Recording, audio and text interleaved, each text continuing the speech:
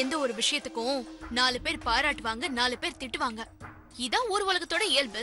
அதெல்லாம் நம்ம கணக்குல எடுத்துக்கிட்டா நாம நிம்மதியாவே வாழ முடியாது. இந்த உலகத்துல என் மனச நல்லா புரிஞ்சுக்கிட்ட ஒரே ஒரு ஜீவன் நீங்க மட்டும்தான்.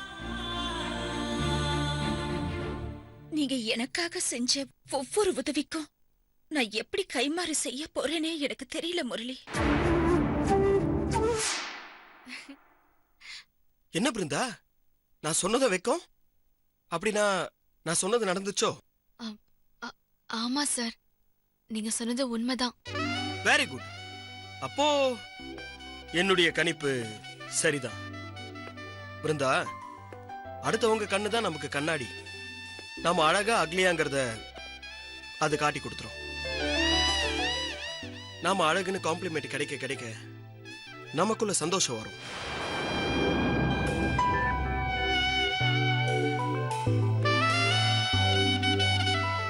அந்த சந்தோஷமே நமக்கு நிறைய தன்னம்பிக்கை கொடுக்கும். தன்னம்பிக்கை நமக்கு செயல் வடிவத்தை கொடுக்கும். செயல் வடிவம் நமக்கு வெற்றியை கொடுக்கும். சார், நீங்க சொல்றத கேட்கும் போது எனக்கு நம்பிக்கை வருது சார். நானும் சாதிக்கணுங்கிற வெறி வருது சார். குட். நீ ஒரு பட்டத்தீட்டப்படாத வைரங்கிறத நான் கண்டுபிடிச்சிட்டேன்.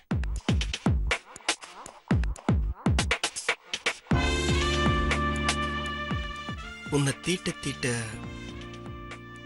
இன்னும் பிரகாசமா வருவ. ட்ரெஸ் பண்றத நிறைய பேரு ரொம்ப சாதாரணமா எடுத்துக்கிறாங்க. அந்த ட்ரெஸ்ஸிங் சென்ஸ் தான் நம்மளை வேற லெவலுக்கு கொண்டு போகும்ன்றத நிறைய பேர் உணர மறந்துடுறாங்க. உண்மைதான் சார். நானும் ட்ரெஸ்ஸிங் சென்ஸ பெரிய விஷயமா எடுத்துக்கிட்டதே இல்ல.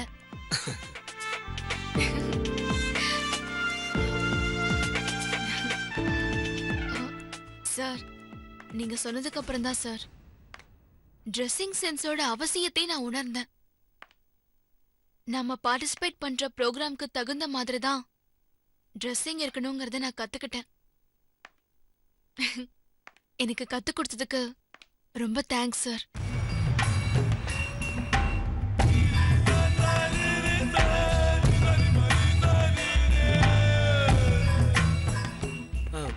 எவ்வளவு சீக்கிரம் தேங்க்ஸ் சொன்ன? எப்படி? இன்னும் நான் உனக்கு கத்து கொடுக்க வேண்டியது நிறைய இருக்கு. அதை நான் உனக்கு கத்து கொடுத்ததுக்கு அப்புறம் நீ சந்தோஷப்படுவ. அந்த சந்தோஷத்தை நாம 2 பேரும் சேர்ந்து பகிர்ந்துக்கலாம்ல? ஓகே சார், உங்ககிட்ட ட்ரெஸ்ஸ காட்டிட்டு போலான்னு தான் வந்தேன். காமிச்சிட்டேன், காம்ப்ளிமெண்ட்டும் வாங்கிட்டேன். இதே சந்தோஷத்துல நான் வேலையை போய் பார்க்கறேன் சார்.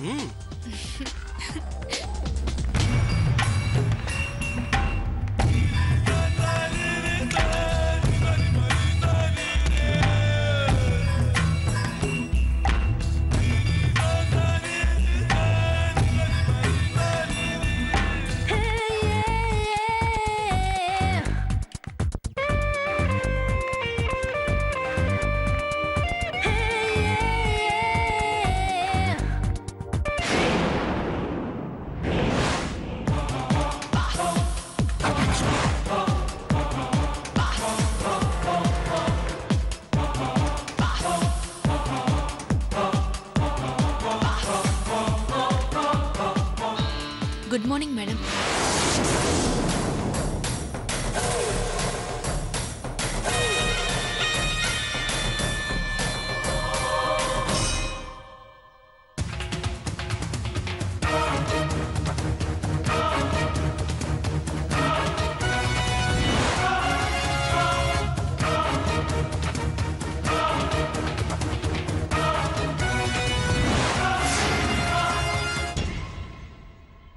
ஏய், என்ன ட்ரெஸ் இது? பார்த்தா தெரியல. Modern dress, party wear. என்ன நக்கலா? ட்ரெஸ்ஸ பத்தி நீ எனக்கு சொல்லி தரியா? எதுக்கு இப்படி ட்ரெஸ் பண்ணிட்டு வந்திருக்க? இது என்ன ஆபீஸா இல்ல ஃபேஷன் ஷோ நடத்துற இடமா? யாரை கேட்டு இப்படி ட்ரெஸ் பண்ணிட்டு வந்திருக்க? யாரை கேட்கணும்?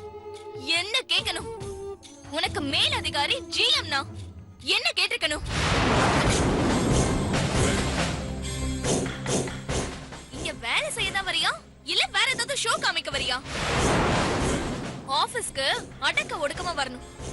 இப்படி ஒர குறையா வரக்கூடாது. ஹலோ, கொஞ்சம் நிறுத்துறியா?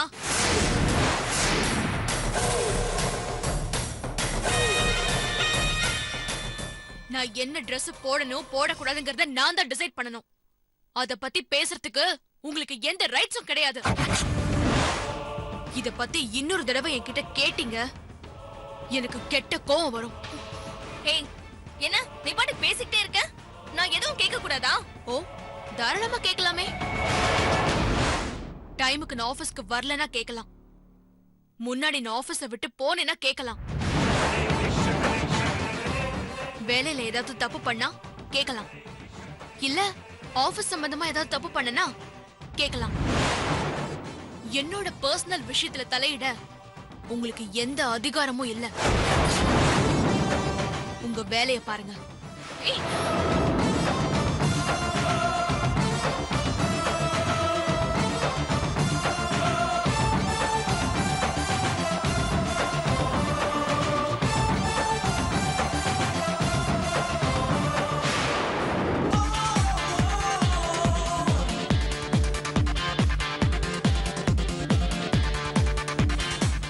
சபாஷ் பிருந்தா, சும்மா சொல்லக்கூடாது. சாதம் இரண்டா காடு கொள்ளாதுன்னு நிரூபிச்சுட்ட. வெளுத்து வாங்கிட்ட. இவன் மட்டும் எப்படி வேணாலும் ட்ரெஸ் பண்ணிக்குவானா? ஆனா மத்தவங்க பண்ணா பொறுக்கல. பச்சை மிளகா மூஞ்சிய பாக்கணுமே, இஞ்சி தின்ன குரங்காட்டம் சிவந்து போச்சு. பிருந்தா, இன்னைக்கு நீ சூப்பர். உன் ட்ரெஸ் சூப்பர். லலிதா கிட்ட நீ பேசுறது சூப்பரோ சூப்பர் போ. ஆ, நம்ம Dress மட்டும் சூப்பரா இருக்க கூடாது, நம்ம வேலையும் சூப்பரா பண்ணணும். அப்பதான் நம்ம வாழ்க்கையும் சூப்பரா இருக்கும். இத நான் சொல்லல, நம்ம எம்டி மகரிஷி சொன்னது. சரி சரி, எல்லாரும் போய் வேலையை பாருங்க. சரி. ஓகே. வினோத், எல்லாம் நீங்க கொடுக்கிற இடம் தான். அந்த பிருந்தாவோட ஆட்டத்தை என்னால தாங்கவே முடியல. என்ன பிரச்சனை லலித்? வர வர அந்த பிருந்தா என்ன மதிக்கவே மாட்டேங்கிறா. ஆபீஸ்க்கு ஏன் இந்த மாதிரி Dress போட்டுட்டு வரேன்னு கேட்டதுக்கு வானத்துக்கு பூமிக்கு தையத்துக்கான குதிக்கிறா. அதெல்லாம் என் பர்சனல்ல ஏன் கிட்டயே சட்டம் பேசுறா. நீங்க அவளை ஏதாவது கேட்டுதான் ஆகணும். அப்பதான் அவ பயப்படுவா.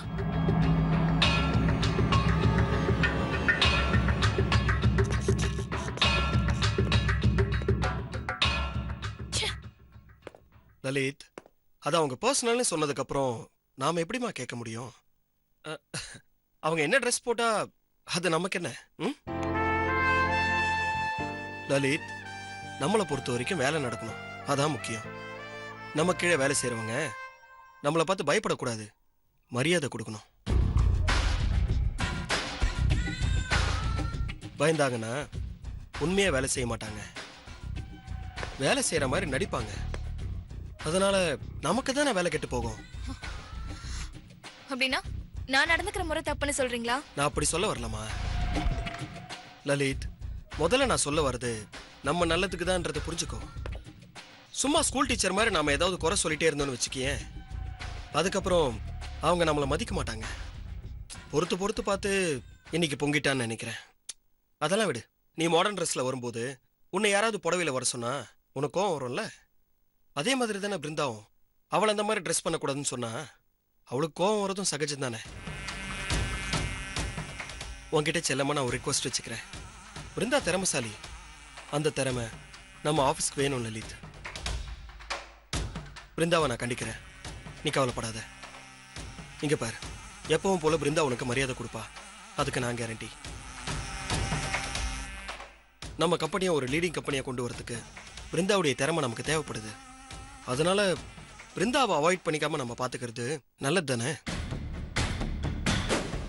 இங்க பாரு, தட்டி கொடுத்து வேலை வாங்கி நம்ம ஸ்டாஃப்ஸை நாம தான் சந்தோஷமா வச்சுக்கணும். இதெல்லாம் உன் சாமர்த்தியத்துக்கு நான் சொல்லக்கூடாதுரா. இங்க பாரு லலித், கொஞ்சம் மெயில்ஸ் எல்லாம் வந்திருக்கு, அது என்னன்னு போய் பாரு. Carry on.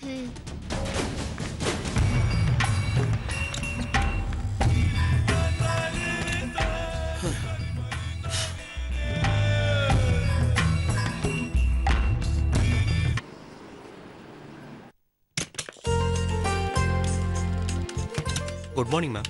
Good morning Murali. அம்மா எப்படி இருக்காங்க? டிஸ்சார்ஜ் ஆயிட்டாங்களா? அம்மாக்கு பரவாயில்ல, டிஸ்சார்ஜ் பண்ணி வீட்டுக்கு கூட்டிட்டு வந்துட்டோம்.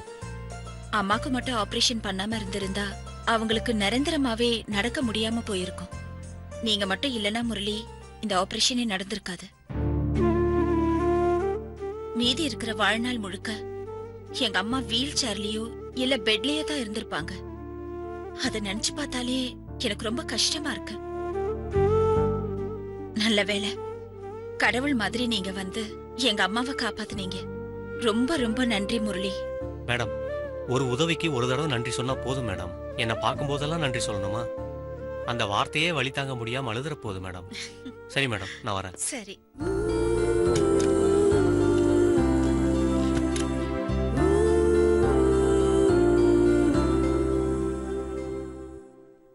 வணக்கம் சார். வணக்கம். உட்காருங்க. வணக்கம் சார். வணக்கம். என்ன சுந்தரம், எப்படி இருக்கீங்க? நல்லா இருக்கேன் சார். இவர் பேரு விஸ்வநாதன். ஓ, எனக்கு ரொம்ப நல்லா தெரியும். பிசினஸ்ல ரொம்ப டேலண்ட் உள்ள ஆளு. இவரை நம்பி நீங்க அந்த ஹெல்த் ட்ரிங்க்ஸ் டீலர்ஷிப்ப நம்பி கொடுக்கலாம். நல்ல பிசினஸ் பண்ணி தருவாரு. அதுக்கு நான் கேரண்டி. பேசும்போது கொஞ்சம் உதார் பார்ட்டி மாதிரி தான் தெரியும். ஆனா உருப்படியான ஆளு. நம்ம ஆளு தான் சார். நம்பி கொடுங்க. சரி. பதிலுக்கு இந்த ஏரியாவுல ஏதாவது பிரச்சனைன்னா நான் பாத்துக்கிறேன். டீல் ஓகேவா? சார், நீங்க இந்த ஏரியா கவுன்சிலர். எங்களுக்கு ஏதாவது பிரச்சனைன்னா நீங்க தான் வந்து கவனிக்க போறீங்க. அப்படிப்பட்ட நீங்களே வந்து சொல்லும்போது என்னால மறுக்க முடியுமா சார்? இவருக்கே டீலர்ஷிப் கொடுத்துறேன் சார். ஆனா டெபாசிட் 15 லட்சம் ரூபாய் கட்டணும் சார். என்ன சார் இது? 15 லட்சம்னு சொல்றீங்க? 10 லட்சம் ரூபான்னு தானே எம்டி சொன்னாரு. சார், என்ன சார், அதெல்லாம் முடியாது சார். என்னால 10 லட்சம் ரூபாய் தான் தர முடியும் சார். அண்ணாஜி, நீங்களே சொல்லுங்க அண்ணாஜி. என்ன சுந்தரம், முதல்ல 10 லட்சம்னு சொன்னீங்க, இப்ப 15 லட்சம்னு சொல்றீங்க. அது கவுன்சிலர் சார், காம்படிஷன் ரொம்ப ஓவரா இருக்கு. எல்லாரும் பணத்தை வச்சுட்டு ரெடியா இருக்காங்க. அதுக்காக தான் சொல்றேன். டீலர்ஷிப்ப நீங்க சொன்னதுக்காக இவருக்கே கொடுத்துடுறேன். ஆனா டெபாசிட் 15 லட்சத்தை ஒரு வாரத்துல கட்ட சொல்லுங்க. இல்ல டீலர்ஷிப் வேற ஆளுக்கு போயிடும். அப்புறம் நீங்க என் மேல வருத்தப்படக்கூடாது. என் பேச்ச மதிச்சு இவருக்கு டீலர்ஷிப் கொடுக்கறேன்னு சொன்னதுக்கு ரொம்ப நன்றி. நான் அப்புறமா வந்து உங்களை பாக்குறேனே. சரிங்க சார். வர்ற சுந்தரம். வாங்க போலாம்.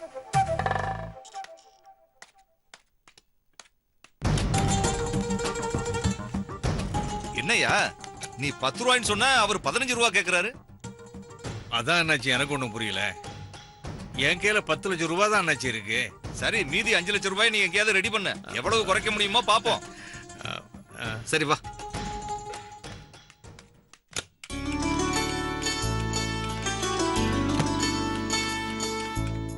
Excuse me madam. ஆ. இதுல ஒரு சைன் போடுங்க மேடம்.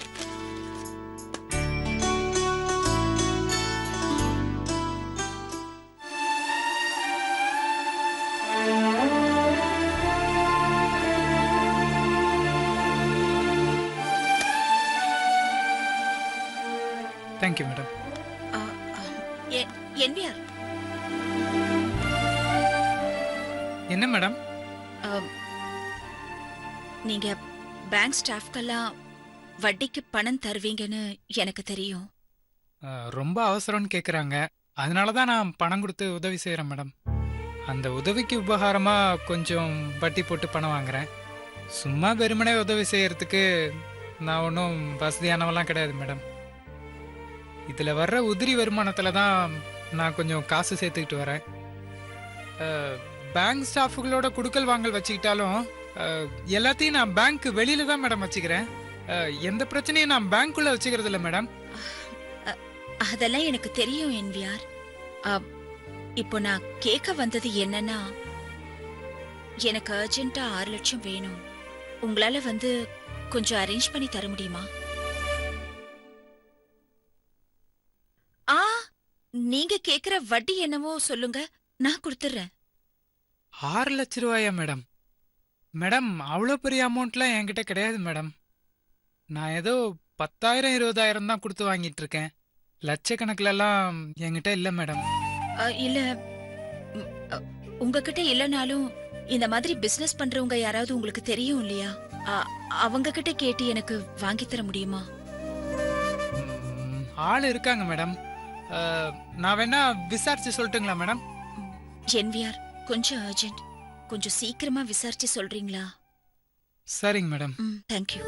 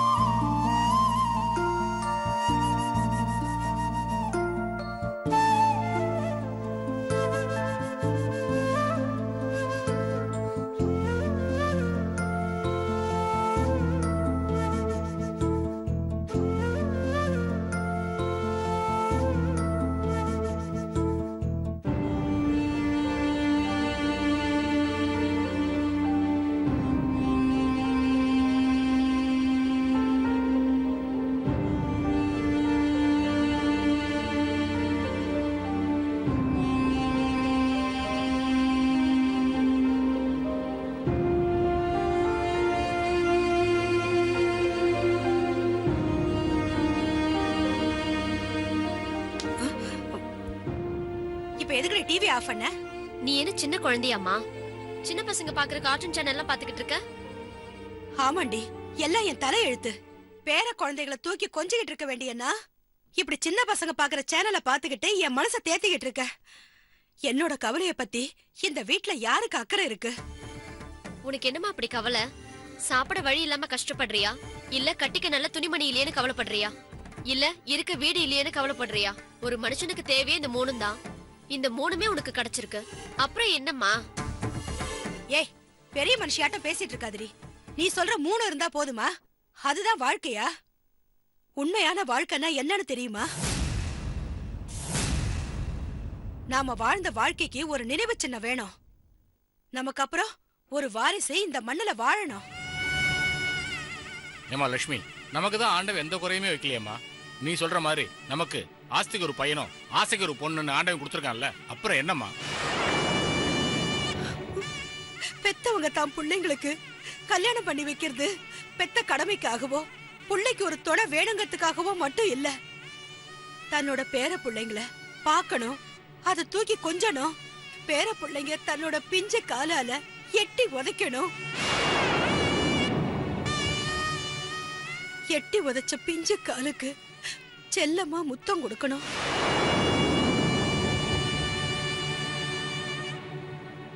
அப்புறம் அந்த பேர குழந்தை தத்தி தத்தி நடக்கிற அழக பார்க்கணும். அது தடிக்கு விழறப்போ ஓடி போய் தூக்கி மார்போட சாச்சுக்கணும். இப்படி இன்னும் எத்தனையோ ஆசைகளை மனசுல சுமந்துகிட்டுதான் பிள்ளைங்களுக்கு கல்யாணம் பண்ணி வைக்கிறோம்.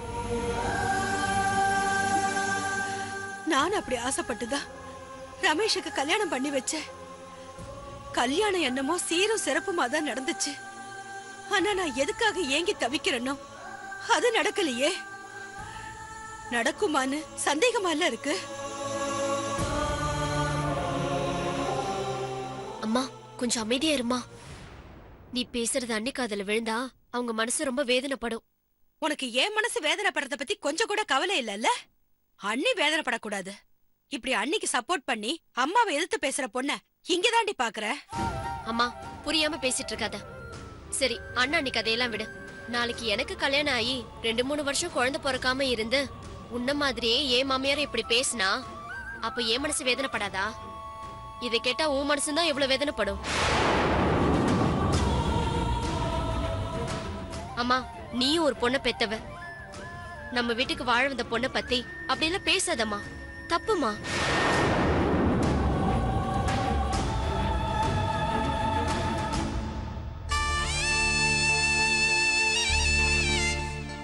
ராஜி நியாயமா தானம்மா பேசுறா.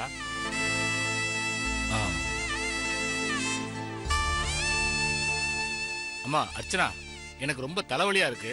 ஸ்ட்ராங்கா ஒரு காபி போட்டு எடுத்து வரியா?